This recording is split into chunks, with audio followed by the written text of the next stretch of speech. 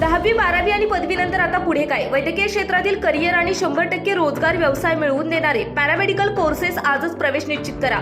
Paramedical क्षेत्रातील आधुनिक कौशल्यपूर्ण प्रशिक्षण आणि दर्जेदार शिक्षण देणारे विश्वसनीय केपी पॅरामेडिकल इन्स्टिट्यूट, शाखा हडपसर, पिंपरी, कात्रज, सातारा.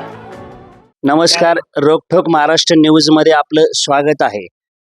लोकसभेची निवडणूक सुरू आहे आणि लोकसभेच्या निवडणुकीचा रणसंग्राम आता अंतिम टप्प्यात आहे. शिरूर लोकसभा मतदारसंघाच्या निवडणुकीमध्ये राष्ट्रवादी काँग्रेस पार्टी शरद पवार पक्षाकडून डॉक्टर अमोल कोल्हे, तर महायुतीचे उमेदवार राष्ट्रवादी काँग्रेस पार्टी अजित पवार पक्षाकडून शिवाजीराव आढळराव पाटील रिंगणात आहेत. आज आपण संवाद साधणार आहोत हडपसर विधानसभा मतदारसंघाचे माजी आमदार व भारतीय जनता पार्टीचे ओबीसीचे प्रदेशाध्यक्ष योगेश अण्णा टिळेकर यांच्याशी. अण्णा, तुमचं स्वागत आहे. अण्णा, हडपसर विधानसभा मतदारसंघात तुम्ही 5 वर्ष नेतृत्व केले आमदार म्हणून आणि 15 वर्ष दादा खासदार होते, त्याच्यापैकी 10 वर्ष आपल्या हडपसर मध्ये होते. तर या 15 वर्षाच्या किंवा 10 वर्षाच्या काळात त्यांच्या आणि 5 वर्षाच्या काळात तुमच्या कोणते प्रोजेक्ट साकारले ज्याचा फायदा या निवडणुकीत होईल? मुळामध्ये 2014ला मी या विधानसभेचा आमदार झालो आणि तुम्ही आत्ताच सांगितलं की 10 वर्ष आदरणीय शिवाजीराव आढळराव पाटील या मतदारसंघाचं नेतृत्व करताय. म्हणजे याचा अर्थ असा आहे की हडपसर मतदारसंघ हा कायम महायुतीच्या मागे उभं राहिलेला मतदारसंघ आहे. 14 असेल, 9 असेल, 19 असेल, माझी विधानसभाचे दोन्ही निवडणुका असेल, सातत्यानं आदरणीय या देशाचे पंतप्रधान नरेंद्र मोदींच्या नेतृत्वावर विश्वास ठेवणारी ही जनता, विकासावरती विश्वास ठेवणारी जनता या मतदारसंघात मोठ्या प्रमाणामध्ये असल्यामुळे आणि माननीय आढळराव पाटील साहेबांना मोठं मताधिक्य या सगळ्या निवडणुकांमध्ये मिळालं. ज्याचा उल्लेख तुम्ही केला की या मतदारसंघामध्ये काय कामं झाली. तर मी 2014 ते 19 या कालावधीमध्ये ज्यावेळेस या विधानसभेचा प्रतिनिधी म्हणून काम करत होतो, त्यावेळेस राज्य सरकार, केंद्र सरकारकडनं जी विकास कामं केली ही तुम्हाला सगळ्यांना माहिती आहे. पण मी केंद्राची जी विकास कामं आहेत ती तुम्हाला मी सांगतो. तुम्हाला माहिती की माझा मतदारसंघ अगदी कात्रजच्या टोकापासून मांजरीपर्यंतचा एक भौगोलिक क्षेत्र मोठं असलेलं, मतदारसंख्या मोठी असलेली आणि गावकी आणि भावकीचा मतदारसंघ आहे. तेवढ्याच प्रमाणामध्ये कॉस्मोपॉलिटन सुद्धा मतदार मोठ्या प्रमाणामध्ये आहे. माझा मुस्लिम समाज बांधव मोठ्या प्रमाणामध्ये आहे आणि तेवढ्याच प्रमाणामध्ये झोपडपट्टी म्हणजे वस्ती विभागांचा सुद्धा मतदार या मतदारसंघामध्ये. असं असताना सुद्धा सातत्यानं विकासाच्या मागे उभा राहिलेला हा मतदारसंघ, ज्याच्यामध्ये 2014 ते 19 या कालावधीमध्ये फक्त केंद्र सरकारने जी कामं मंजूर करून घेतली ती तुम्हाला सांगतो. कात्रजला जर आपण गेलो तर कात्रज चौकातला उड्डाण पूल गेली 40 वर्ष, कात्रज असेल, कोंढवा असेल, तो परिसर असेल, धनकवडी असेल, या भागातल्या नागरिकांची मागणी होती की माझ्या पुण्याचं दक्षिण टोक असलेलं कात्रज या चौकाची वाहतूक कोंडी सुटावी. आता तुम्हाला माहिती आहे की तिथे तो चौक 3 विधानसभा आणि 2 लोकसभेचा कॉर्नर आहे. म्हणजे बारामती लोकसभा, शिरूर लोकसभा, हडपसर, पुरंदर आणि खडकवासला या 3 विधानसभेत सातत्यानं नागरिकांची त्या ठिकाणची मागणी असताना सुद्धा दुर्दैवानं जे सत्ताधारी 14 पर्यंत होते त्यांनी जाणीवपूर्वक या गोष्टीकडे दुर्लक्ष केलं. अगदी पुणे महानगरपालिकेपासून राज्यामध्ये आणि देशामध्ये 14 पर्यंत यांचीच सत्ता होती. हेच त्या ठिकाणचे लोकप्रतिनिधी, राज्यसभा, विधानसभा असेल, लोकसभा असेल आणि महानगरपालिका या तिन्ही ठिकाणी सुद्धा यांचेच लोकप्रतिनिधी असताना सुद्धा दुर्दैवानं या कात्रज चौकातली वाहतूक कोंडी सुटण्याचा कुठलाही प्रस्ताव, कुठलाही मार्ग त्यांनी शोधला नाही. मी आमदार झाल्यानंतर त्या चौकामध्ये मी पोतराज आंदोलन केलं मी आमदार असताना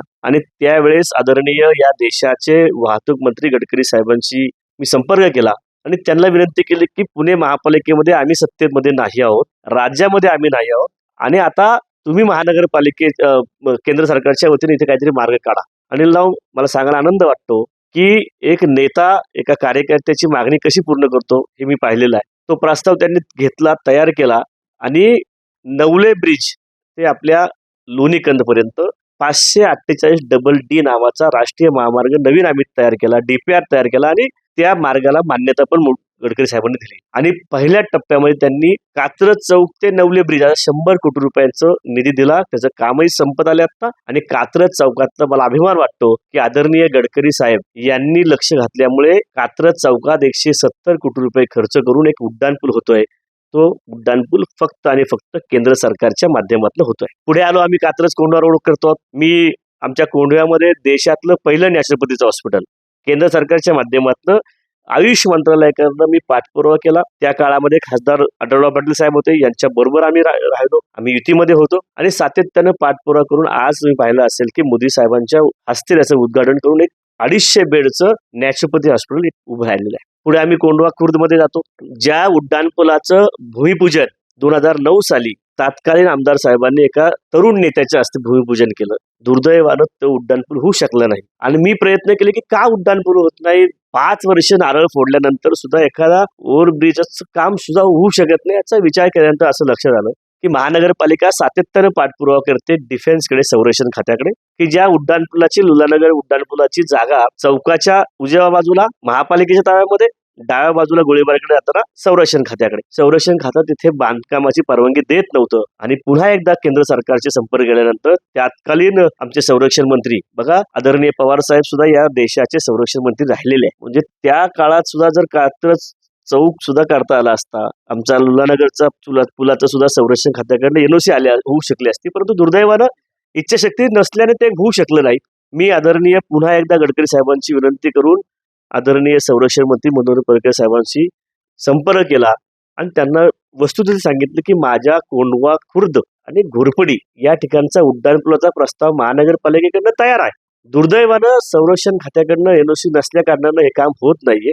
बघा, देशाचा संरक्षण मंत्री म्हणजे अनेक वेळा आपण म्हणतो ना की पार्टी विथ डिफरन्स किंवा हे सरकार, मोदी सरकार जे काम करतं नाही जनतेच्या हिताचं काम, देशाचा संरक्षण मंत्री एका कार्यकर्त्यानं, एका आमदारानं सांगितल्यानंतर स्वतः जागेची पाहणी करतो. म्हणजे कोंढवा खुर्द लुलानगरची जागेची पाहणी केली आणि घोरपडीच्या जागेची पाहणी केली आणि मला आनंद वाटतो की पुढच्या काळामध्ये 13-14 महिने सगळ्या बैठका घेऊन संरक्षण खात्याकडनं जे काम 7-8 वर्ष होऊ शकलं नाही त्याच्या एनओसी झाल्या. जे काय अटी शर्ती पूर्ण महानगरपालिकेने केला आणि आज छत्रपती शिवाजी महाराजांच्या नावानं तो उड्डाणपूल उभा राहिला आणि माझ्या कोंढवा खुर्दची वाहतूक समस्या सोडवण्यासाठी यश आला. तसेच आम्ही पुढे गेलो मोहम्मदवाडीमध्ये, फॉरेस्ट मध्ये आनंदवन सारखं उद्यान, आमच्या GSP कॉलेजच्या शेजारी फॉरेस्टमध्ये उद्यान. फॉरेस्ट वर्षानुवर्षे आहे, केंद्राकडनं आहे.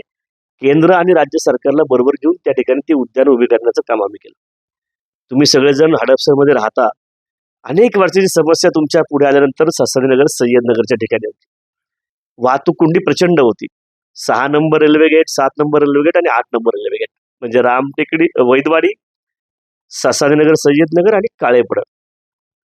40 वर्ष नागरिक त्या ठिकाणी डोळे लावून बसला होता की ही समस्या कोणीतरी सोडवेल. अनेक आमदार, खासदार होऊन गेले. पुन्हा एकदा मी आदरणीय शिवाजीदादा आनंदराव पाटील साहेबांशी संपर्क करून मी दोघं एकत्र राहून रेल्वेशी संपर्क केला आणि मी प्रयत्न छोटासा केला की आपण रेल्वे गेट वाढवूया. जे आता 20-22 फुटाचं रेल्वे गेट आपण 40 फुटाचं जर केलं, 2 प्रयत्न केलं तर कदाचित रस्ता रुंदीकरण करून ट्रॅफिक आपण सोडूया. असा एक प्रयत्न एक कार्यकर्ता म्हणून मी केला. मी तो प्रयत्न करत असताना माझ्या असं लक्ष झालं की आपण याच्यामध्ये अजून चांगलं काम केलं. कोणाचीही खाजगी मालकीची 1 इंचही जागा ताब्यात न घेता आहे त्या सरकारच्या जागेमध्ये आपण काही व्यवस्था उभी करू शकतो. बघा, ज्या रेल्वे गेटचं भूमिपूजन 2011 का 12 साली आदरणीय या राज्याचे उपमुख्यमंत्री अजितदादा पवार साहेबांच्याच हस्ते झालं. म्हणजे मी त्यावेळेसही विचार केला की महानगरपालिका 40-43 कोटी रुपये खर्च करते अंडरपास करण्यासाठी. मी लोकांच्या भावना समजून घेतल्या की इथं अंडरपास करावा का उड्डाणपूल करावा. अनेकांच्या वेगळ्या वेगळ्या पद्धतीनं सूचना आल्या, परंतु एक कार्यकर्ता म्हणून मला असं वाटलं ठीक आहे 7 नंबर गेटला आपण जे काय करायचं अंडरपास करू, उड्डाणपूल करू. पण ज्यावेळेस तो नारळ फोडला त्यावेळेस कुठल्याही राजकीय कार्यकर्त्याने हा विचार नाही केला की ते रेल्वे गेटचं काम चालू असताना त्यावेळेस तो रस्ता बंद होणार आहे. आणि मग माझ्या या भागातल्या सगळ्या नागरिकांनी, अगदी मोहम्मदवाडी, सय्यदनगर, हांडेवाडी रोड, सातववाडी, काळे बोराटे नगर, ससाने नगर या सगळ्या भागातल्या नागरिकांना पर्यायी रस्ता कुठे होता? फक्त नारळ फोडायचं आणि आम्ही काहीतरी विकास कामं करतो ही भूमिकेतनं ते काम चालू होतं. आणि मी सातत्यानं 1.5 वर्ष प्रयत्न केले. लोकांनी माझे बोर्ड लावले, गाढव विकत घेतलं का काय काय काय काय लागले, अगदी सगळे पक्षी लागले. माझे सोकियांनी सुद्धा त्या ठिकाणी बोर्ड लावून आंदोलनं केली. पण शेवटी मी घोड्याचं झापड लावलं सगळं काम करत असताना ठरवलं की आपल्याला काहीतरी जनतेसाठी करायचंय. आणि तुम्ही ते पाहिलं असेल की 1.5 वर्षाच्या प्रयत्नानंतर आज 6 नंबर गेट बंद आहे, 7 नंबर गेट बंद आहे, 8 नंबर गेट बंद आहे. आणि तुम्ही मागे जर जाल, मागच्या गेट चालू असताना तर एकदा गेट लागलं, अगदी तुमच्या सासाने नगरच्या कॅनलपर्यंत ट्रॅफिक जॅम राहायची. आज माझा त्या भागातला नागरिक सुखावलेला आहे. त्याला थोडं अर्धा किलोमीटर लांब जावं लागतं, पण ट्रॅफिकमधनं तो बाहेर पडलेला. मी काल सहज विचार केला की त्यावेळेस तर एकच लाईन रेल्वेची चालू होती, आज 2 लाईन चालू होत आहेत. म्हणजे सातत्यानं 5-10 मिनिटानंतर रेल्वे जाणार येणार होती. एक लाईन असताना एवढं ट्रॅफिक त्या ठिकाणी व्हायचं. दुसरी लाईन चालू झाल्यानंतर जर गेट बंद झालं असतं तर त्या भागाची काय स्थिती झाली असती, हा विचार सुद्धा त्या भागातल्या नागरिकांना करता आला नसता. परंतु मी त्या ठिकाणी रेल्वे खात्याशी संपर्क केला. आदरणीय रेल्वे मंत्री रावसाहेब दानवे साहेबांनी त्याच्यामध्ये खूप सारं सहकार्य मला केलं आणि एक सकारात्मक प्रतिसाद घेऊन गेल्यानंतर सगळे खात्याचे अधिकारी आपल्याला पाठिंबा देतात हे मला जाणवलं. आणि मी दुर्दैवानं त्या ठिकाणी निवडणुकांमध्ये काय झालं हा भाग वेगळा आहे, पण एक कार्यकर्ता म्हणून, एक लोकप्रतिनिधी म्हणून मला आनंद वाटतो की मी त्या भागातल्या 40 वर्षाची समस्या सोडवण्यासाठी अल्पसा प्रयत्न सुद्धा केला. आणि खरं तर मला आठवतं की मागच्या निवडणुकीमध्ये आदरणीय पवार साहेबांची सभा वैभव थिएटरच्या त्या 32 नंबर शाळेच्या इथे होती आणि त्यावेळेस एक मोठी वल्गना झाली की आत्ताच मी त्या सय्यदनगरच्या रेल्वेच्या इकडनं आलो, अतिशय देखणा उड्डाणपूल झाला असं त्यावेळेस भाषणात म्हटलं गेलं. 5 वर्ष त्या पुलाखालनं पाणी गेलं, परंतु एक वीट सुद्धा कोणी लावू शकलं नाही. हे दुर्दैव त्या भागातल्या नागरिकांचे. त्यामुळे तेही काम केंद्र सरकारकडनं आम्ही पुढे केलं. पुढे आल्यानंतर तुम्हाला आत्ता सांगितलं की घोरपडीचा उड्डाणपूल सुद्धा आज माझा मुंढव्यातले नागरिक, घोरपडीतले नागरिक त्या उड्डाणपुलावरनं जात आहेत. तोही पूल सुरू झालेला.